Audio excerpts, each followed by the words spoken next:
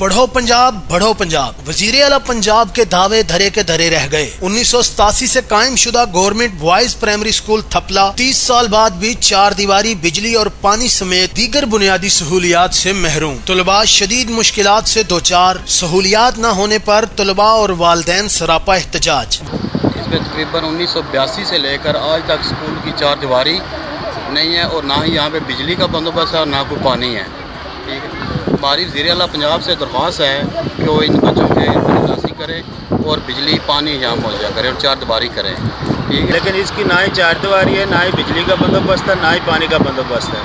बस ऐसे ही बच्चे जलील हो रहे हैं।